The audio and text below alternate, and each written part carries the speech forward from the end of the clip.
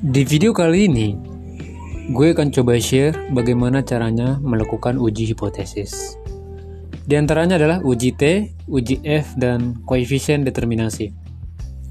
Di sini ada contoh judul penelitian, pengaruh gaya kepemimpinan sebagai X1, lingkungan kerja sebagai X2, kinerja karyawan sebagai Y.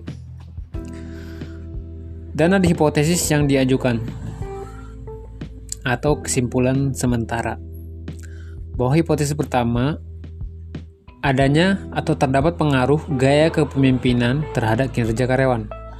H2, adanya pengaruh lingkungan kerja terhadap kinerja karyawan. Dan H3, adanya pengaruh gaya kepemimpinan dan lingkungan kerja terhadap kinerja karyawan. Dan ini adalah hasil sementara, jadi perlu dilakukan pengujian. Untuk hasilnya, bagaimana caranya? Yaitu dengan melakukan uji T, uji F. Dan seberapa besar pengaruhnya ditentukan koefisien determinasi.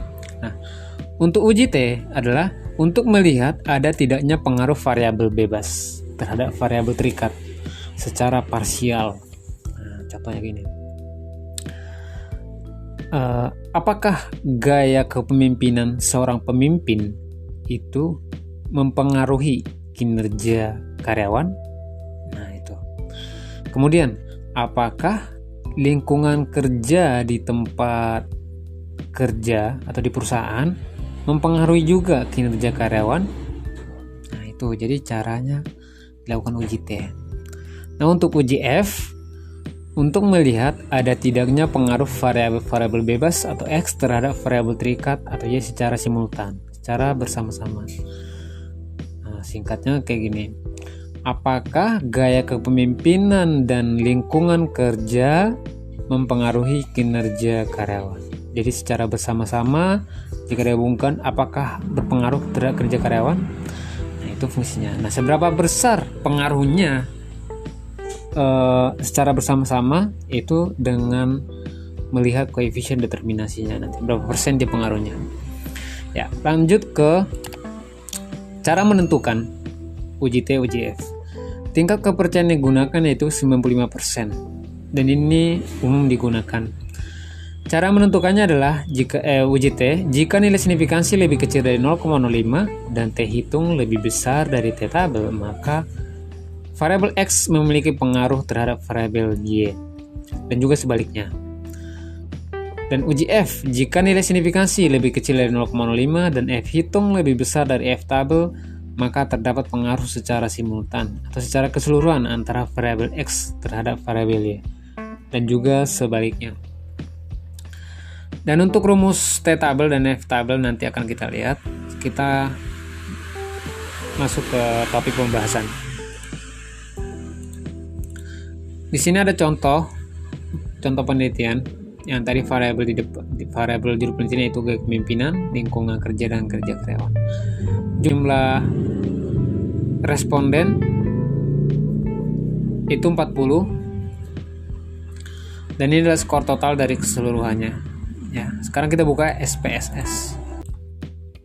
Ya, variable view. Kita klik X1, X2, dan Y. Pada label kita kasih nama variabelnya. Tadi gaya kepemimpinan, kita ketik aja gaya kepemimpinan maksudnya. Kemudian tadi lingkungan kerja, kita ketik aja lingkungan. Oke. Dan juga kinerja karyawan, kita kinerja karyawan gitu ya, singkatnya saja. Pada data view kita masukkan skor totalnya. Di sini copy,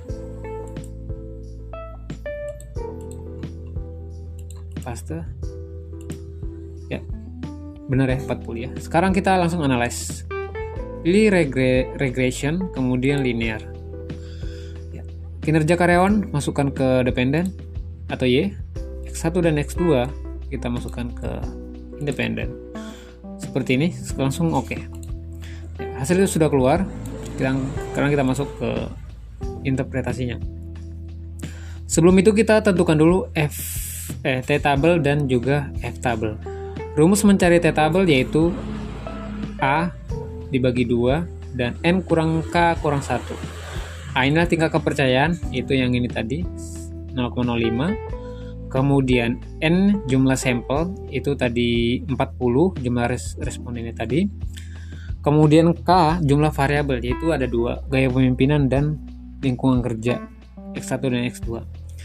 Nah, sini tadi 0,05 dibagi 2, kemudian jumlah sampelnya 40, kemudian jumlah variabel ada 2, kemudian dikurang 1. Ini udah rumus dari sana.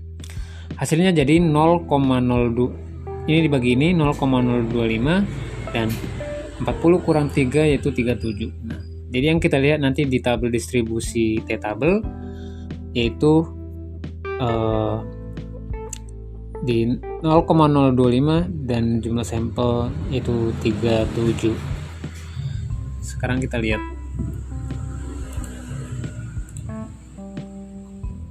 Nah, ini 0,025 ya. Kita turun ke bawah sampai ketemu 37. Nah ini udah gue kasih tanda. Sini ada 2,026. Kita pakai 3 angka aja di belakang koma. Jadi 0,026 sini udah gue pindahin. Nah ini sama ya. Oke, ketemu T-tabel. Sekarang F-tabel. Rumusnya F di sini K dan N kurang K, yaitu K itu adalah jumlah variabel X1 dan X2. Sini ada 2. Kemudian N itu jumlah sampel. Tadi ada 40 dikurang K, dikurang 2 lagi, yaitu jadi 2 dan 38. Nah, kita lihat di jumlah variabelnya dan di jumlah sampelnya di sini 238. Variabelnya ada 2. Sekarang kita lihat di jumlah sampel 38. Nah ini ketemu 3, berbesar kelihatan nggak ya? Nah, ini 3,24. Oke. Nah ini di sini udah gue pindahin, jadi F tabel sudah ketemu 3,24. Sekarang kita masuk ke hasilnya. Kita lihat. Untuk uji T, kita fokus ke tabel yang koefisien. Ya. Nah ini. Mana? Ini signifikansi. Gimana tadi? Jika nilai signifikansi lebih kecil dari 0,05, signifikansinya mana? Nah ini. Gaya kepemimpinan ya. Nah ini nih. 0,005. Nah, artinya lebih kecil dari 0,05 ya. 0,005 itu lebih kecil dari 0,05. Dan jika T hitung lebih besar dari T tabel, T hitungnya ada 2,973. T tabel tadi yaitu 2,026. Nah, ini lebih besar, 2,973 lebih besar dari 0,26. Maka X1 atau gaya kepemimpinan memiliki pengaruh terhadap kinerja karyawan atau Y. Nah, di sini lebih tepatnya udah masukin di sini. Tadi kan signifikansinya lebih kecil dari 0,05 dan T tabelnya itu tadi 2,973 lebih besar dari 2,026. Ya artinya ada pengaruh, berarti positif. Kemudian variabel kedua, lingkungan kerja atau H2-nya. Di sini signifikansinya 0,10 ya. 0,10. Nah, ini lebih besar dari 0,05 ya. Dan T tabelnya kita lihat 1,683. 1,683 lebih kecil dari 2,026. Ini artinya H2 tidak terdapat pengaruh. Kita lihat lagi ya. Jika nilai signifikansi lebih besar dari 0,5 dan T hitung lebih kecil dari T tabel, maka X tidak memiliki pengaruh terhadap Y. Nah, benar ya. Jadi H2 ini ditolak. Kemudian H3 ini secara simultan.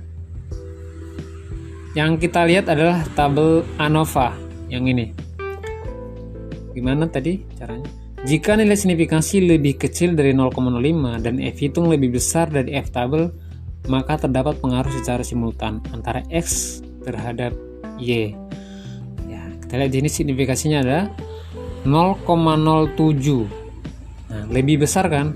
Lebih kecil dari 0,05. Yaitu. Kemudian F hitung. F hitungnya jika lebih besar dari F tabel maka terdapat. Nah, F hitungnya berapa? 5,755.